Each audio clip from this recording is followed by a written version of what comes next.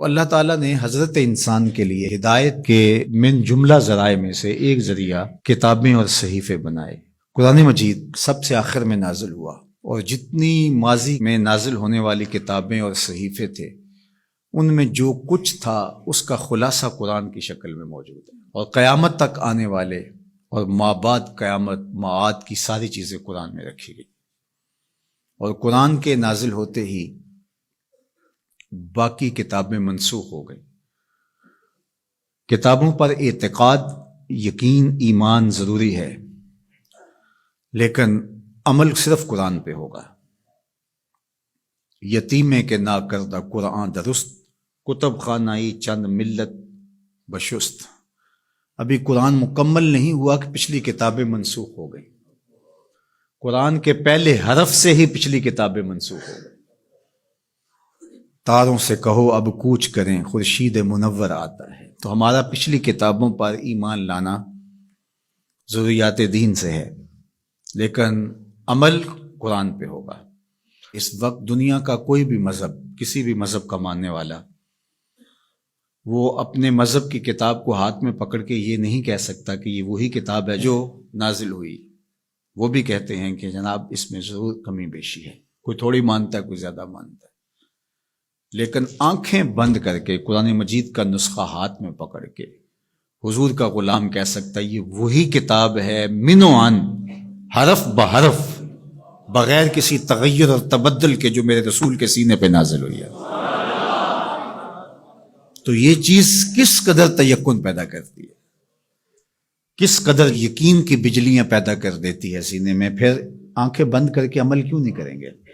کتاب پر ایمان لانے کا مطلب پوری کتاب پر ایمان لانا، اس کے تقاضوں پر ایمان لانا، اس کے احکام کو ماننا، اور اس کے نواہی سے اجتناب کرنا، یہ تقاضا ہے اس ایمان کا۔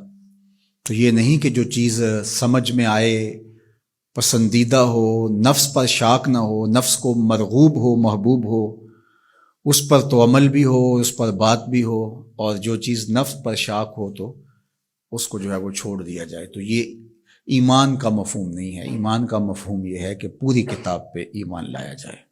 اور جبریل امین حضور کے قلب اطہر پر القاء کیا ہے قرآن کو، حضور کی زبان پہ نہیں اترا، حضور کے دل پہ اترا ہے۔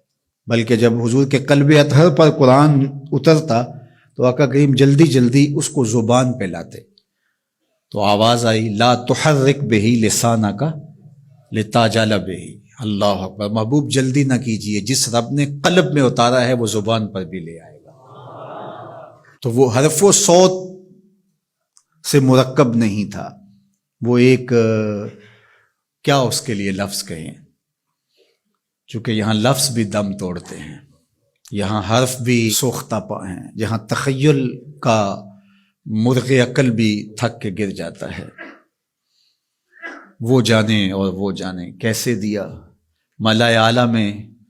وہ منظر بھی تو ہم دیکھتے ہیں کہ رب اپنے محبوب سے پوچھتا ہے کہ یہ فرشتے کیا بات کر رہے ہیں، تو حضور معذرت کرتے ہیں، تو اللہ تعالیٰ اپنا دست قدرت، اب یہاں اور کیا کہا جائے، کسی اور کا ہوتا تو ہاتھ کہہ لیتے، لیکن یہاں تو دست قدرت، فوضع کفہ بین کتفی، تو اس نے دست قدرت میرے دو کندھوں کے درمیان رکھا۔ تو پھر کیا ہوا، دست قدرت یہاں آیا، ٹھنڈ میرے سینے میں پڑ گئی۔ اللہ اکبر، فعلمت ما فی السماوات والارض، تو پھر کوئی کائنات کی چیز رہی نہ جو میرے سینے میں ڈال نہ دی گئی ہو۔ تو یہ ایک اور کیفیت ہے، اس کو آپ اس تدریس سے، یہ جو پھٹی کے ایک طرف استاد ہوتا ہے اور دوسری طرف شاگرد ہوتا ہے، درمیان میں نصاب پڑا ہوتا ہے، ایک یہ ہے، یہ طریق ہے، یہ بھی درست ہے، اس کا انکار نہیں ہے، لیکن یہ کیفیت اور ہے۔ ابسط ردا کا یا ابا ہریرہ، ابو ہریرہ کہا حضور مسئلہ بہت ہے، بہت کچھ سنتا ہوں، پتہ نہیں جاتا کہاں ہے، کہا چادر بچھاؤ۔ اللہ اکبر، مسئلہ کیا ہے مجھے یاد نہیں رہتا، کہا چادر بچھا لو۔ ابو ہریرہ رضی اللہ تعالیٰ عنہ چادر بچھا لیتے، حضور ایسے کچھ بھرا اور ایسے ڈال دیا، کہا اس کو سمیٹ لے اور سینے سے جوڑ لے۔ حضرت ابو ہریرہ فرماتے ہیں اس کے بعد میں بھولا نہیں ہوں۔ تو وہ کیا ڈالا تھا جو ایسے ڈالا تھا؟ اللہ اکبر، تو یہ ساری چیزیں صوت و آہنگ سے جڑی نہیں ہوتی، کچھ چیزیں نظروں سے بھی پلائی جاتی ہیں، اور وہ صفحہ و کرتاس پہ نہیں لکھی جاتی، وہ لوح دل پہ لکھی جاتی ہیں۔ اس لیے فرمایا کہ ہم نے آپ کے سینے پہ قرآن نازل کیا، اور اس کی وجہ بھی بیان کی، اس لیے کہ ہم آپ کے سینے کو قرار عطا کریں، تسکین ملے، قرار ملے، مضبوط کریں آپ کے سینے کو۔ اللہ اکبر۔ تو حق ہے اس کتاب کا ایمان، اور ایمان بھی مکمل کامل اور اکمل۔